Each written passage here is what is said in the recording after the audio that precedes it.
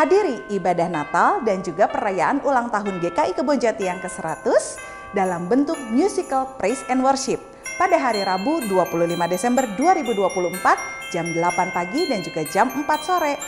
Akan dimeriahkan oleh lebih dari 100 orang pengisi acara, pelayan-pelayan di GKI Kebonjati. Akan diisi juga oleh narasi-narasi dari pendeta-pendeta di GKI Kebonjati. Ada Pendeta Agnes, Pendeta Agus Gunawan, Pendeta Yoce, Pendeta Suryaman, Pendeta Diki, dan juga Penatua Frida. Dan ini dia daftar pengisi acaranya. Jangan lupa untuk daftar dulu karena tempatnya terbatas. Link pendaftaran ada di sini. Mari hadir dan menjadi bagian dari Wonder of Wonders GKI Kebonjati 100.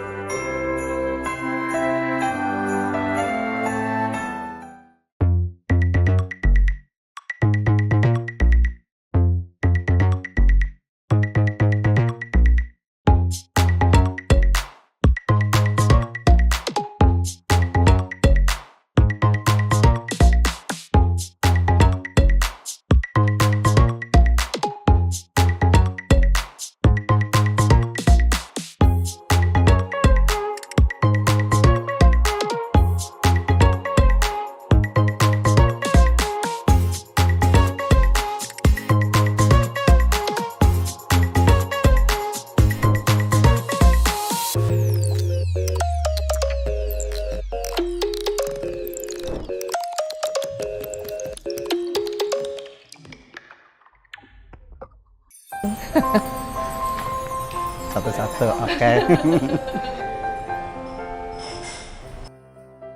Nama saya Untung Prasetyo dan ini adalah istri saya. Saya Ibu Umi. Nama saya Lili. Saya adalah Wiwih Nata Permana. Usia 86 tahun. Karena keterbatasan waktu, saya cuma bisa ikut berkontribusi 2 pohon Natal. Kita sudah bikin buat 3 3 ya? 2 yang buat kecil-kecil seperti ini. Dan satu lagi yang besar. Satu lagi yang besar yang ini. Kalau nggak salah saya punya 9, tetapi 2 adalah titipan dari menantu saya.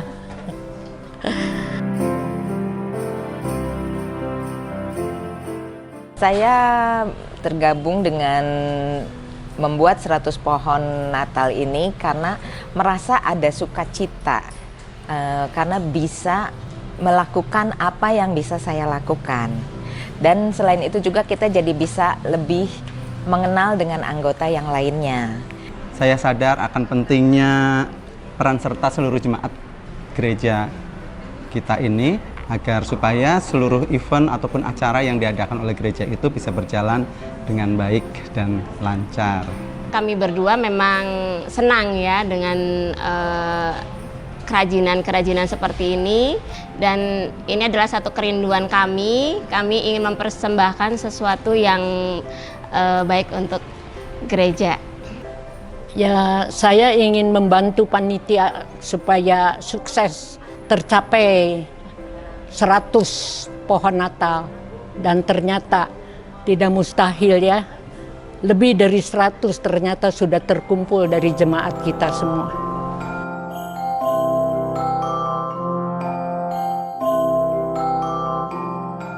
Mari kita berperan aktif, mulai dari hal yang kecil yang bisa kita lakukan untuk memuliakan nama Tuhan. Gereja itu membutuhkan kita semua dalam setiap event dan setiap acara ataupun dalam setiap ibadah minggu dan seluruh kegiatan gereja. Oleh karena itu, saya pribadi ingin mengajak seluruh jemaat agar supaya berperan aktif dalam setiap acara yang diadakan oleh GKI Kebonjati atau acara-acara gereja yang lainnya juga. Jemaat semua kita ikut bersukacita dalam memeriahkan 100 tahun GKI Kebonjati. Kita ikut turut serta di dalam setiap kegiatan yang sudah disiapkan oleh gereja supaya kita boleh bersukacita semuanya. Sekarang saya sudah tidak bisa aktif seperti dulu Tetapi saya berharap supaya generasi muda akan meneruskan kami-kami yang sudah lanjut usia. Kami yang tua tidak bisa bekerja, tidak berdaya lagi untuk menjalankan semua ini. Tetapi Tuhan baik, anugerah Tuhan diteruskan melalui generasi yang muda untuk tetap melayani Tuhan. Dan itu semua anugerah Tuhan sehingga kita bisa sampai di 100 tahun ini ya. Bisa semakin bertumbuh, semakin berkembang, berani untuk merangkul dan mengajak kaum muda untuk membangun bersama pertumbuhan Gereja Kebonjati ini. Gereja bisa menjadi wadah yang sangat bagus sekali bagi setiap warga jemaatnya agar supaya jemaat yang solid bisa mendukung seluruh keberadaan gereja dan berjalannya kegiatan gereja seluruhnya. Harapan saya semoga GKI Kebonjati semakin bertumbuh, semakin berkembang, setiap pelayanan yang ada di dalam gereja sehingga semuanya boleh menjadi berkat bagi orang-orang yang ada di sekitar. Dan itu semua adalah anugerah Tuhan semata. Kita perlu bersyukur dan berterima kasih kalau GKI Kebonjati bisa berjalan sampai 100 tahun. Dan saya bersyukur sampai usia yang sudah lanjut masih bisa menikmati, bisa mengikuti acara 100 tahun GKI Kebonjati. Maka dari itu saya mau turut berpartisipasi dalam apa yang saya masih bisa lakukan. Dengan kesederhanaan membuat pohon Natal, kalau melihat pohon Natal yang bagus-bagus, yang saya tuh sederhana sekali, tetapi saya bersyukur saya masih bisa turut ambil bagian dalam acara ini. Selamat ulang tahun Gereja Kebonjati. Love you. Selamat 100 tahun GKI Kebonjati. Saya mengucapkan selamat ulang tahun ke-100 GKI Kebonjati.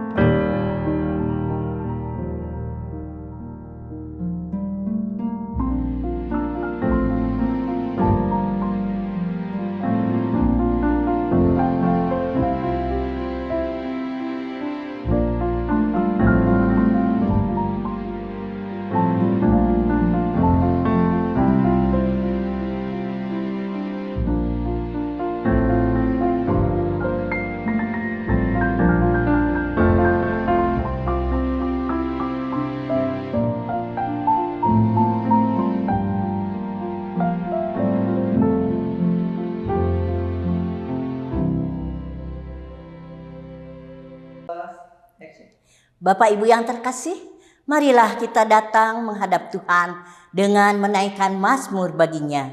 Seperti yang tertulis dalam Mazmur 100 ayat 1-3 demikian. Bersorak-soraklah bagi Tuhan, hai segenap bumi. Beribadahlah kepada Tuhan dengan sukacita. Datanglah ke hadapannya dengan sorak-sorai. Ketahuilah bahwa Tuhanlah Allah, Dialah yang menjadikan kita, dan milik Dialah kita, umatnya dan kawanan domba gembalaannya. Mari dengan berdiri kita naikkan pujian baginya.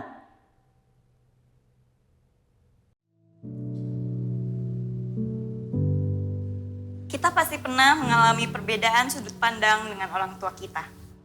Kita yang lahir di tahun 90-an atau bahkan di tahun 2000-an, sedangkan orang tua kita lahir di tahun 60-an atau bahkan 70-an.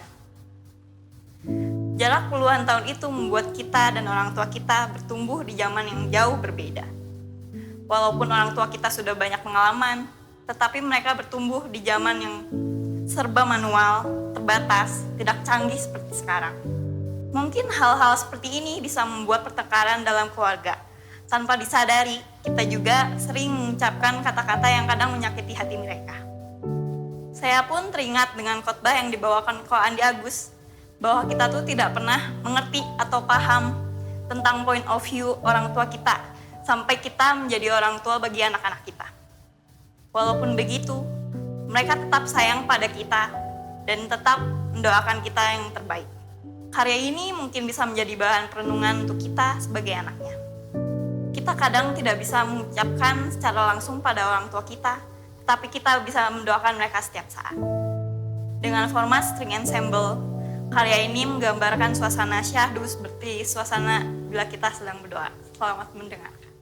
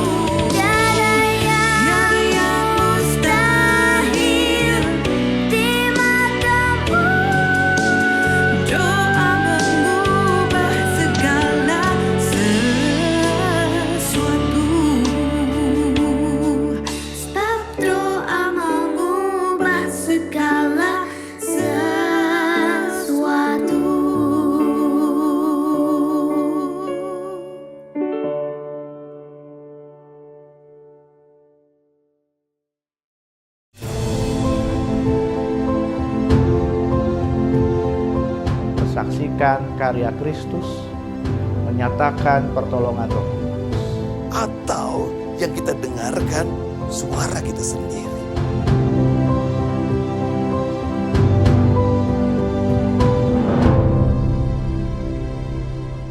Shalom, saudara jemaat GKI Kebonjati yang saya kasih dalam Tuhan Yesus Kristus. Perkenalkan, nama saya Pendeta Emeritus Yahya Purwanto yang dulu pernah melayani di GKI Kebonjati pada tahun 1983 sampai tahun 1989. Hari ini kita akan merenungkan sebuah tema, Allah meruntuhkan tembok Yerikho, yang diambil dari Yosua pasal 6 ayat yang ke-20. Allah meruntuhkan tembok Yerikho itu dalam rangka membawa umat perjanjian masuk tanah Kanaan yang penuh dengan susu dan madu, tanah perjanjian Shalom. Dan kita tahu Yerikho itu adalah luasnya sekitar 4 hektar, 40.000 meter persegi, memiliki 2 lapisan tembok yang tebal sebagai sebuah benteng kota, benteng pertahanan. Tetapi akhirnya kita melihat dan membaca dalam Alkitab bahwa bagaimana tembok bisa diruntuhkan. Tembok runtuh bukan karena tangan manusia atau usaha manusia, tapi karena firman Tuhan yang dijanjikan kepada umat manusia. Di mana Tuhan mengatakan dalam Yosua 6 ayat 2, Aku serahkan ke tanganmu Yerikho ini beserta rajanya dan pahlawan-pahlawannya yang gagah perkasa. Banyak orang ketika ditanya berapa kali umat Tuhan mengelilingi tembok Yerikho, biasanya umat Tuhan mengatakan 7 kali, padahal sebetulnya 13 kali. Ya. Di mana umat mengelilingi tembok Yerikho sebanyak 1 kali selama 6 hari, dan kemudian kita melihat bagaimana hari yang ke-7, di mana pada hari yang ke-7 umat itu mengelilingi tembok 7 kali, jadi semuanya 13 kali. Dan kita melihat dalam cerita itu bagaimana orang-orang bersenjata itu mengangkat tabut perjanjian, ya. Lalu kemudian sebanyak 7 imam harus membawa 7 sangkakala. Lalu kemudian kita melihat bahwa di hari yang ke-7 itu bagaimana kemudian para imam meniup sangkakala yang panjang, dan kemudian seluruh bangsa bersorak-sorai nyaring saat Tuhan berfirman dan memperdengarkan suaranya kepada umat manusia. Nah, apa sebetulnya relevansi dalam rangka 100 tahun hari ulang tahun Kebonjati? Tema kita pada hari ini, di mana kita melihat bahwa yang pertama, yaitu di situ kita melihat bahwa kuasa Tuhan yang sangat dahsyat itu yang paling utama. Umat pilihan Tuhan itu bisa masuk tanah perjanjian karena tembok Yerikho runtuh terjadi karena kemahakuasaan Tuhan yang dahsyat dengan janji kepada umat pilihannya, dan janjinya itu harus diaminkan, ya. Dan relevansi buat kita adalah bahwa kita mengerti dan makin percaya bahwa Allah di dalam Tuhan Yesus selalu hadir dalam kemahakuasaannya, sebagaimana kita melihat pada tahun ini GKI Kebonjati memasuki usia yang ke-100 tahun. Kemahakuasaannya melalui perbuatan-perbuatan yang ajaib selalu hadir selama kurun waktu 100 tahun ini. Kita bisa berhasil tidak tergantung pada usaha manusia atau kebaikan manusia atau kehebatan kita, kehebatan para penetua, pendeta-pendetanya yang pernah melayani sekian ratus tahun. Bukan karena itu. Apa sih artinya umat Israel dulu? Mana mungkin bisa masuk tanah perjanjian kalau bukan karena Tuhan. Demikian juga kita, hanyalah hamba-hamba Tuhan. Kita ini nggak berarti apa-apa di hadapan Tuhan, karena kita hanya melakukan apa yang harus kita lakukan sesuai dengan kehendak Tuhan. Untuk apa? Untuk tetap setia melayani Dia. Karena itu tetaplah setia melayani Tuhan untuk 100 tahun yang akan datang. Yang kedua yang kita renungkan adalah bahwa kita harus taat 100% kepada Tuhan dalam semua hal yang Tuhan kehendaki pada kita. Saudara-saudara, terlalu mudah bagi Tuhan untuk dapat langsung memberikan Yerikho kepada bangsa Israel. Tetapi Tuhan memilih mendidik umat Tuhan untuk taat, nurut 100%. Bayangkan saudara-saudara, mesti keliling 13 kali dengan jarak, irama, cara yang sama, harus diam juga dengan 1000 bahasa, ya, seperti seolah-olah pekerjaan yang gak ada gunanya. karena tidak melakukan apa-apa selain berkeliling, membosankan, sementara mungkin musuh itu menganggap tindakan itu bodoh dan musuh mencemooh umat perjanjian Tuhan. Tapi Tuhan membentuk mereka supaya sabar dan tidak bersungut-sungut. Karena dalam pengalaman mereka di padang gurun, selalu umat ini bersungut-sungut. Maka saudara-saudara, bagi kita juga belajar untuk taat, taat, dan taat. Itulah iman kita kepada Tuhan. Taat dan percaya itu melampaui seluruh akal budi. Taat itu dalam akronim saya sebutkan, T yang pertama adalah Tuhan berfirman. Lalu A, aku mendengarkan dan percaya. Dan yang ketiga, aku melakukan yang aku bisa. Dan T yang terakhir yaitu Tuhan melakukan apa yang aku tidak bisa. Itu yang harus kita lakukan. Taat, taat, dan taat. Kiranya 100 tahun mendatang, semua penetua, semua pendeta, semua aktivis gereja yang melayani di Kebonjati harus tetap taat dan setia kepada Tuhan. Dan yang ketiga, kita bersyukur. Dalam nats kita Yosua 6 ayat 20 mengatakan, lalu bersoraklah bangsa itu dengan sangkakala yang ditiup. Segera sesudah bangsa itu mendengar bunyi sangkakala, bersoraklah mereka dengan sorak yang nyaring. Maka runtuhlah tembok itu, lalu mereka memanjat masuk ke dalam kota, masing-masing langsung ke depan dan merebut kota itu. Saudara-saudara, bersorak, shout dalam bahasa Inggris, itu adalah salah satu ekspresi dari pujian, praise, dan syukur kepada Allah. Bersorak lebih dari sekedar bertepuk tangan, tetapi dengan segenap hati, kekuatan meninggikan Allah yang Maha Kuasa. Sorak-sorai itu keluar dari hati yang mengandalkan Tuhan sepenuhnya, karena tidak ada yang dapat mereka lakukan selain daripada iman atas kepastian yang Tuhan janjikan. Itulah sebabnya mereka bersorak, memuji, bersyukur sebelum tembok runtuh. Ingat, sebelum tembok runtuh mereka sudah bersorak, mereka sudah bersyukur. Biasanya saudara-saudara, orang akan bersorak-sorai atau bersyukur ketika sudah menang. Tapi melalui peristiwa runtuhnya tembok Yeriko, Allah mengajar kita bersyukur sebelum menang. Coba lihat, ketika bunyi sangkakala ditiup panjang, mereka harus bersorak-sorai, padahal tembok itu masih tetap berdiri tegak. Tuhan mengajarkan kepada kita untuk mengucap syukur terlebih dahulu kepada Allah, sekalipun mungkin persoalan belum selesai.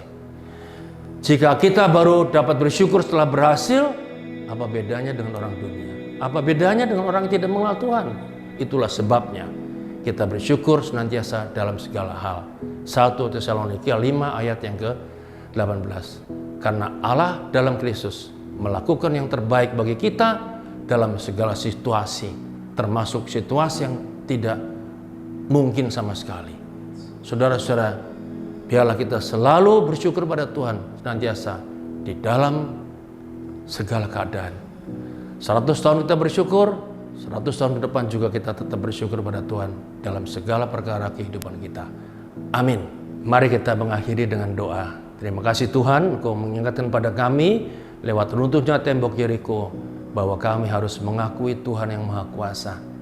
Kalau hari ini atau pada tahun ini GKI Kebonjati berulang tahun 100, itu semua adalah karena kemahakuasaan Tuhan. Sungguh sangat ajaib. Dan kami belajar untuk selalu taat pada Tuhan 100% dalam hidup kami. Serta kami mau bersyukur senantiasa kepada Tuhan. Terima kasih hamba-Mu sudah bisa menyampaikan firman, dan kami memberkati GKI Kebonjati supaya dalam perjalanan berpuluh tahun kemudian sampai ke 100 tahun mendatang, kiranya tangan Tuhan tetap menyertai dan memberkati GKI Kebonjati sebagai induk dari semua gereja GKI Jawa Barat yang ada di kota Bandung ini. Terpujilah nama-Mu ya Tuhan, dalam nama Tuhan Yesus kami berdoa. Amin.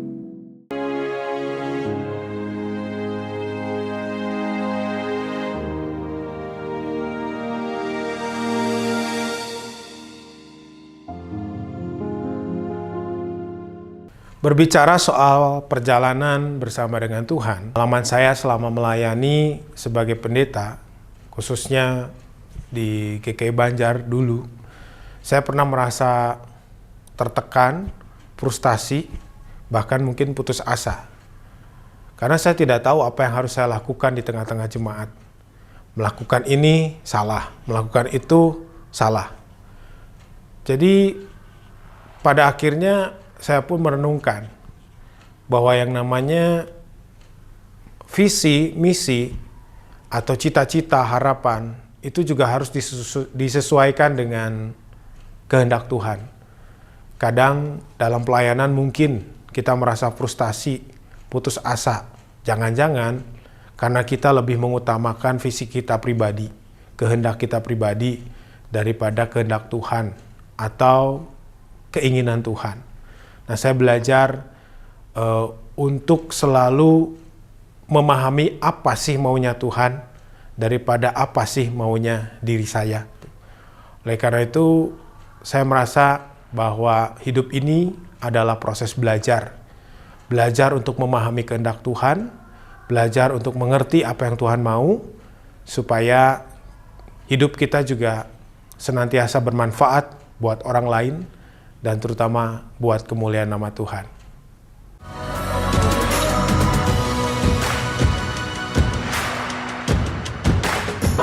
Shalom, saya Pendeta David Rustandi ingin mengucapkan selamat ulang tahun GKI Kebonjati yang ke-100. Semoga Tuhan selalu memberkati perjalanan dari GKI Kebonjati dari sekarang sampai Maranatha. Tuhan memberkati.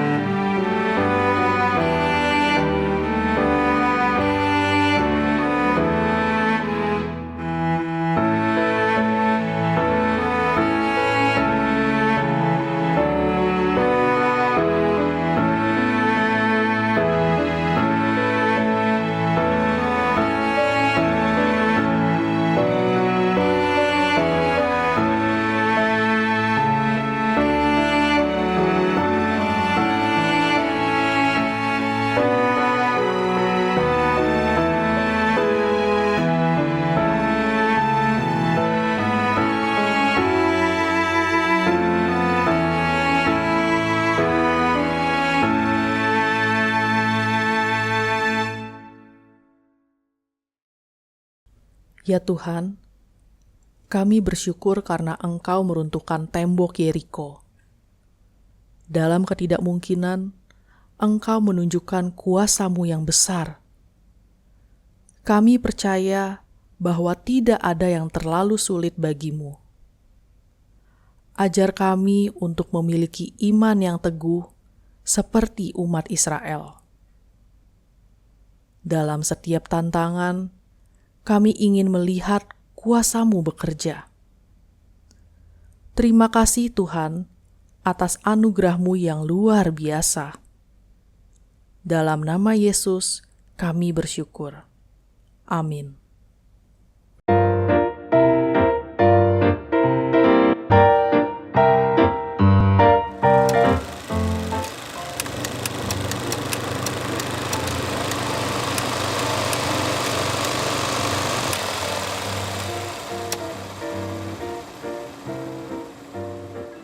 salam sejahtera.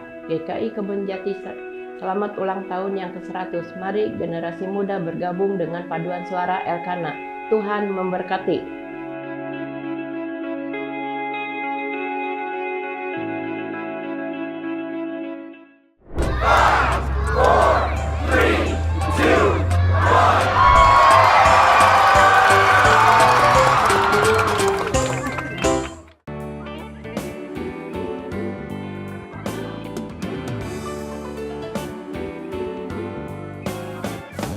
Allahku besar, kuat dan perkasa, tiada yang mustahil bagi Dia. Oh oh, Allahku besar, kuat dan perkasa, tiada yang mustahil bagi Dia.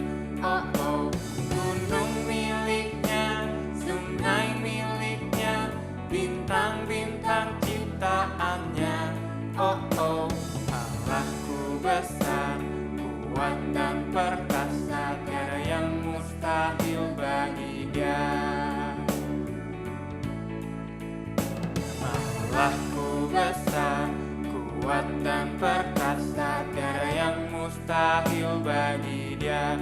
Oh oh, Allahku besar, kuat dan perkasa, tiada yang mustahil bagi Dia.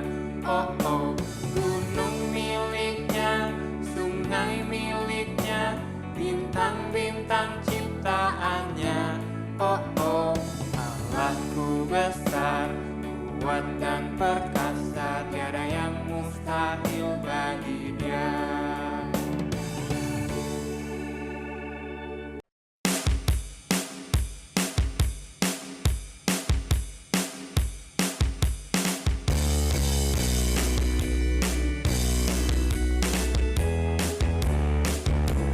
Kasih Yesus lebih dari semua, lebih dalam dari lautan, dan lebih lebar dari samudra.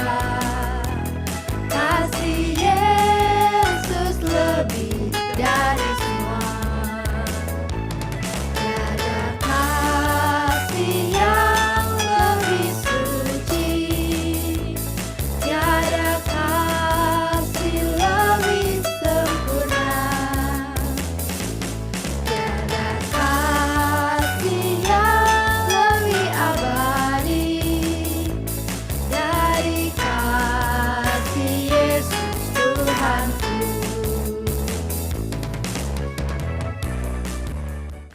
Kasih Yesus melebihi apapun, lebih dalam dari laut, lebih luas dari samudra. Kasih Yesus pun lebih indah dari pelangi.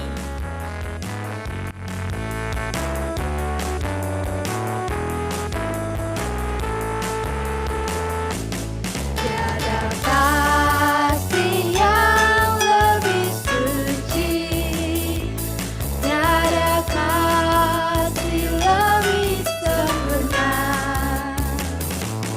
tiada kasih yang lebih abadi dari kasih Yesus Tuhanku. Kasih Yesus lebih dari semua, lebih dalam dari lautan, dan lebih lebar dari samudra. Kasih Yesus lebih dari semua. Kasih Yesus lebih dari semua. Kasih Yesus lebih dari semua.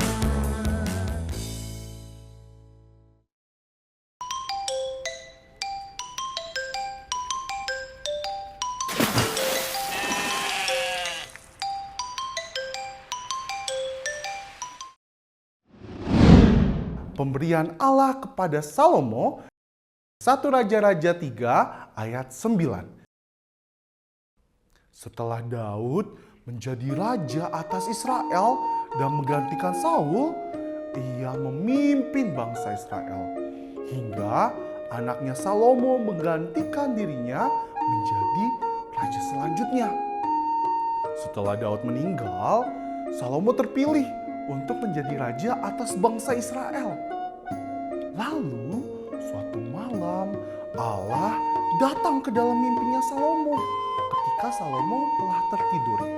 Dalam mimpinya tersebut, Allah berkata, "Wahai Salomo, mintalah apapun yang kau mau dan permintaanmu akan terkabul." Lalu Salomo pun berkata kepada Allah. Salomo yang merasa kebingungan, ia hanya bisa berkata seperti ini. "Allahku, kau sudah memberiku banyak sekali. Satu hal yang hanya aku inginkan, yaitu kebijaksanaan, sehingga aku dapat memimpin banyak orang dengan adil dan menjadi raja yang baik." Allah yang begitu senang dengan jawaban Salomo, akhirnya memberkati Salomo dan menjadi raja yang bijaksana. Tetapi Allah juga memberikan kekayaan dan kekuatan. Allah pun berjanji agar Salomo dapat umur panjang ketika ia dapat mematuhi perintah Allah. Nah, suatu hari setelah Salomo mendapatkan kebijaksanaan, mendapatkan kebaikan dan kekayaan, ada 2 orang perempuan yang telah menjadi seorang ibu datang ke istana Salomo. Tapi keduanya berkeluh kesah kepada Salomo. Salah satu ibu berkata, "Yang mulia." Sambil menangis ia memanggil yang mulia Salomo. "Yang mulia, aku dan perempuan yang ada di sebelahku ini tinggal dalam satu rumah. Aku melahirkan seorang bayi.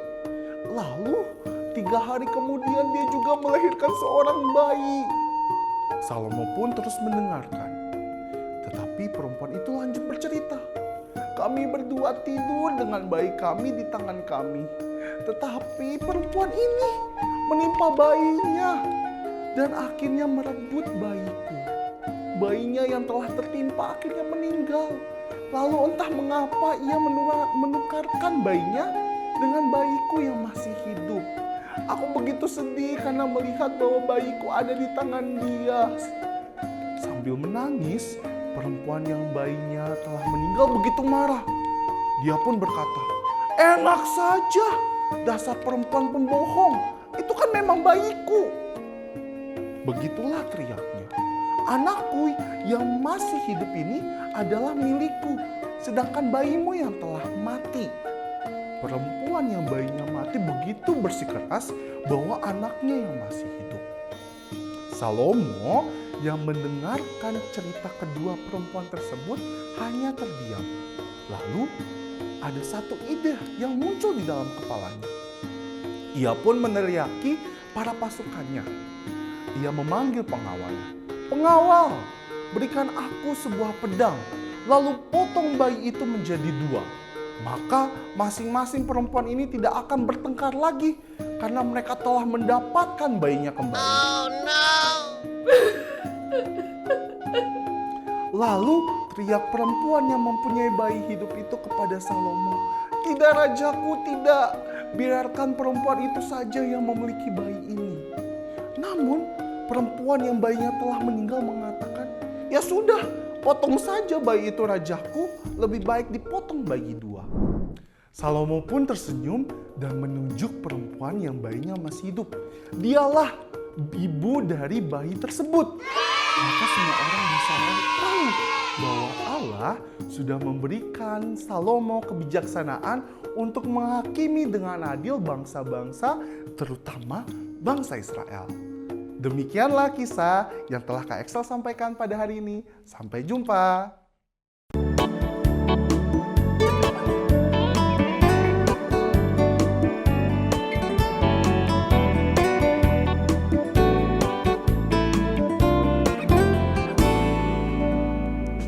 Segala puji syukur hanya bagi-Mu Tuhan, sebab Kau yang layak dipuja.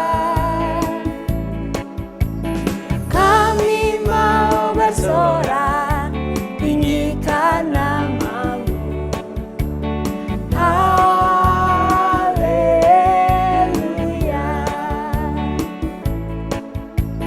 Segala puji syukur hanya bagimu Tuhan, sebab Kau yang layak dipuja. Kami mau bersorak, tinggikan namamu. Haleluya.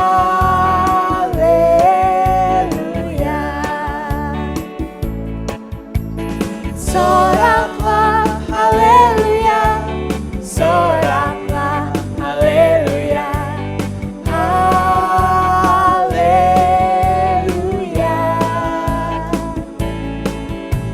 Soraklah haleluya, soraklah haleluya. Haleluya.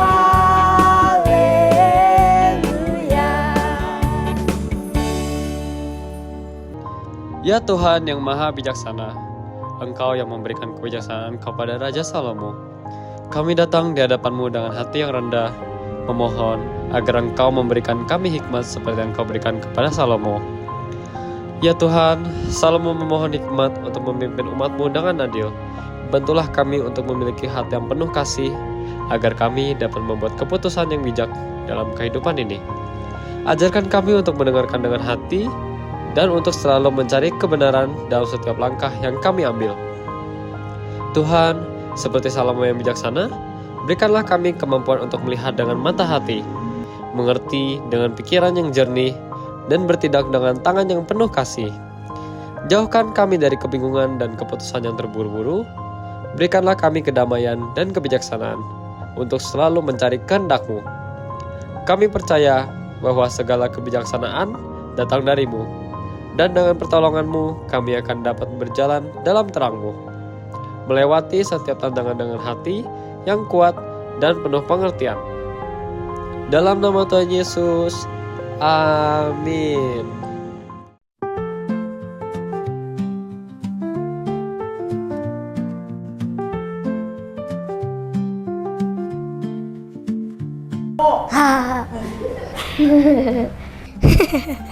Seperti itu.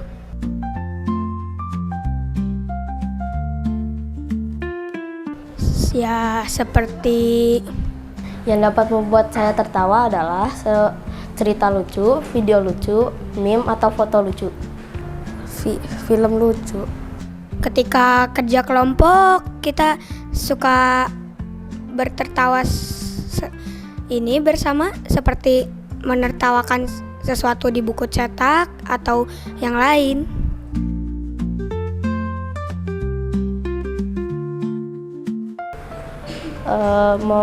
Memberitahu sebuah lelucon kepada mereka.